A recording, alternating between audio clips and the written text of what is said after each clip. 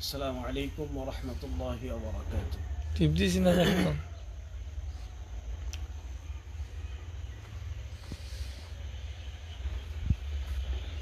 আলহামদুলিল্লাহ, আল্লাহ তাআলার অশেষ নিয়ামত এই শীতকাল। প্রচন্ড শীত। কামাল, এখানে দেখান ইমাম সাহেব, কি পরিমাণ কুয়াশা! এখনো মানে কুয়াশা কমছেই না। প্রচন্ড ঠান্ডা, প্রচন্ড কুয়াশা, কিছুই দেখা যাচ্ছে না। ফজরের সময় আরো অতিরিক্ত কুয়াশা ছিল, ঠিক না খতিব সাহেব? হ্যাঁ সত্যি, ফজরের সময় অনেক অনেক অনেক কুয়াশা ছিল। এটা হলো এই ব্রাহ্মণবাড়িয়ার মাধবপুর এলাকাটা, কুরবানপুরে গ্রামটার নাম। কুরবানপুর গ্রাম। এখানে একটা প্রোগ্রামে আসছিলাম, তো প্রচণ্ড শীতের মধ্যে আলহামদুলিল্লাহ প্রোগ্রাম গেছে কালকে রাত্রে সুন্দরভাবে শেষ হয়েছে। তো সকালবেলা ফজরের পরে একটু হাঁটাহাঁটি করলাম, প্রচণ্ড শীতের মধ্যে একটু ঘুরলাম। এদিকে আসো, সামনে আসো কামাল সাহেব। এগুলো কি গাছ লাগাইছো?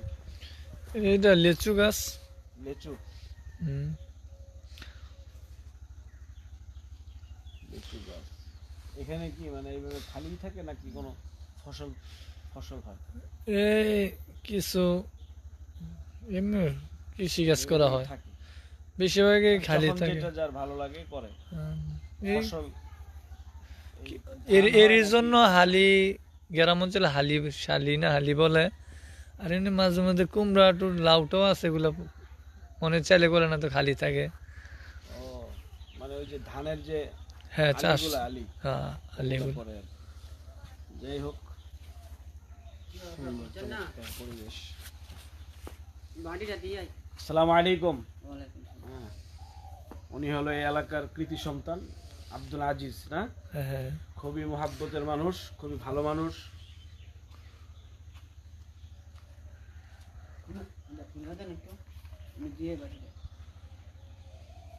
হলো এই অত্র মসজিদের ইমাম ও খতিব হাফেজ মাওলানা মোহাম্মদ কামাল উদ্দিন জাফরি।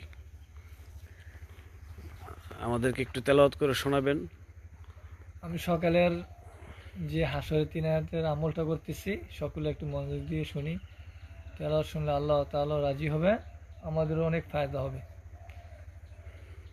أعوذ بالله السميع العليم من الشيطان الرجيم. أعوذ بالله السميع العليم من الشيطان الرجيم.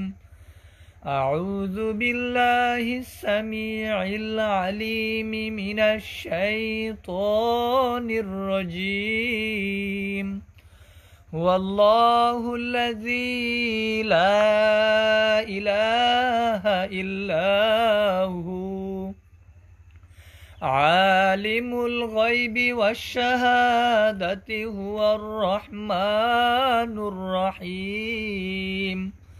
هو الله الذي لا إله إلا هو الملك القدوس السلام المؤمن المهيمن العزيز الجبار المتكبر سبحان الله عما يشركون. هو الله الخالق البارئ المصور له الأسماء الحسنى يسبح له ما في السماوات والأرض وهو العزيز الحكيم. সাদাকাল্লাহুল আযীম। মাশাআল্লাহ, জাযাকাল্লাহ। আল্লাহ তাআলা হাফেজ মাওলানা কামাল উদ্দিন জাফরি ওনার তেলাওয়াতের মধ্যে আরো সৌন্দর্যতা, আরো বরত্বতা দান করুক, এই দোয়া কামনা করে আমিন।